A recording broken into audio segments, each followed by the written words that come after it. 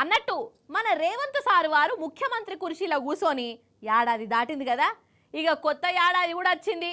మరి ఈ పాత ఏడాదిలో సారు వారు చేసిన ఘనకార్యము పాలన జనము గుండెలల్ల సారు దక్కించుకున్న జాగా, సారు వారిని తెలంగాణ పబ్లిక్ సన్మానించిన తరీకా మీ అందరికీ చెప్పే జిమ్మేదారి నా మీద ఉన్నదుల్లా. ఎందుకంటే కొత్త ఏడాదిలో ఇంకెన్ని చూడవలసి వస్తుందో, సారు ఇంకెట్లా ముంగటికి పోతాడో మనకు కూడా జరా ఎరికైనట్టు అవుతుంది కదా.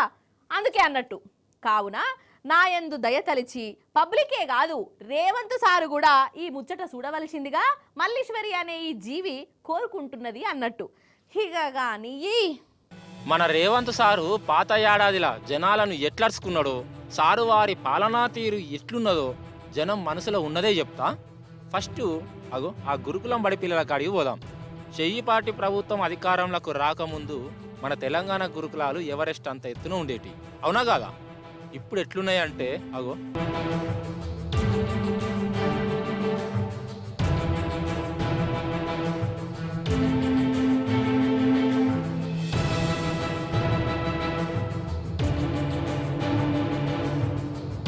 ఇప్పటికి 50 మంది పిల్లలు జీవిడ్చిర్రు.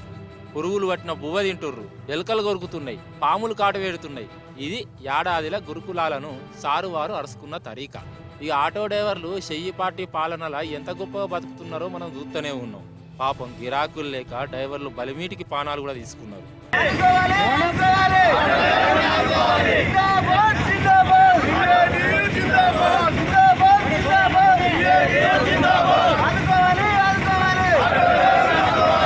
ఇగో వీళ్ళేమో హైదరాబాదితులు. రేవంత్ సారు ముఖ్యమంత్రి అయ్యి డెవలప్ చేస్తాడు, బతుకులు మారుతాడు కావచ్చని గరీబోళ్ళు అనుకుంటే ఉన్న ఇండ్లు కూలగొట్టే కార్యం ముంగటేసుకున్నాయి. పట్నం జనం రోడ్డు మీద పడే.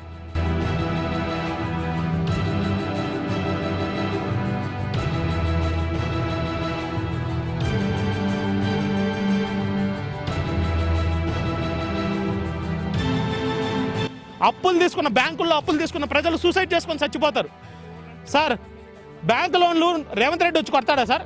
కనీసం నీళ్లు లేవంటే రోడ్లు ఇలా ఏమేలా, నువ్వేం సీఎం అయ్యా నువ్వు? ఇక మరి రైతులనేమో, ఇక రైతులను సారు వారు ఎంత పాయిరంగా చూసుకున్నాడో ఎంత తక్కువ చెప్తే అంత మంచి దేవా. రుణమాఫీ అనే అది సగం మందికి కూడా రాలే. రైతు భరోసా అన్నాడు, దాని జికరే లేకపాయే. అందుకే వాళ్ళు కూడా రోడ్ల మీదకి వచ్చి సార్ను జర గట్టిగానే అరుచుకుంటూనే ఉన్నారు. ఇంకా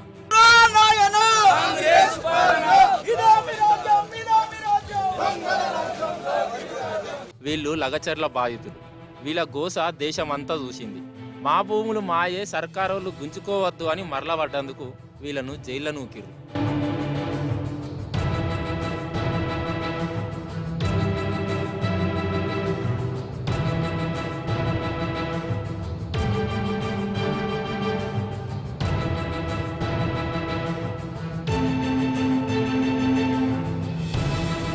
ఇటు నౌకర్ల కోసం నిరుద్యోగులు దండలాడిర్రు. సర్కారు మాట తప్పి హరిగోస ఊచుకుంటే వయ్యులు పక్కవ పెట్టి రోడ్ల మీదకి వచ్చిర్రు.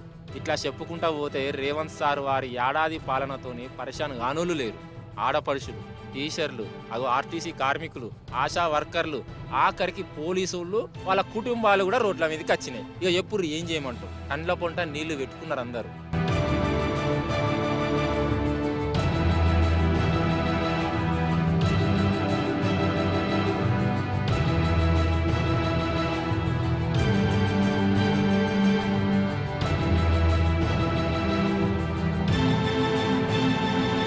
అధికారంలోకి వస్తే పెళ్లి చేసుకునే ఆడపిల్లలకు ₹1,00,000 తులం బంగారం ఇస్తా అన్నాడు కదా రేవంత్ సారు.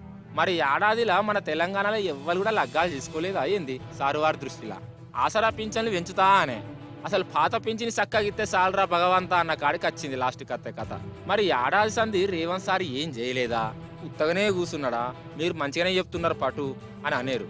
అట్లా కాదు, సారు చేసిండు. అవి కూడా నియతిగా చెప్పాలే కదా. ఏం చేసిండు అయ్యా అంటే అంటే ఢిల్లీ విమానం ఎక్కిండు. 12 నెలలల్లా ₹130,000 అప్పు కూడా చేసిండు మన నెత్తి మీద. అవి ఎటు పోయినాయో లెక్కపత్రం కూడా లేదాట ఇప్పటిదాకా.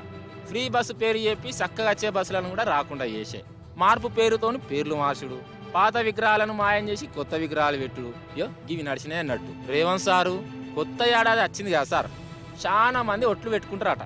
ఈసారి గిట్లుంటా, గట్ల చేస్తా, గిట్ల చెయ్యా అనుకుంటా. నువ్వు కూడా ఉత్త మాటలు, ఉద్దర ముచ్చట్లు పక్కకు పెట్టి ఈ కొత్త ఏడాది అన్న పాలన మీద నజరేయి సార్.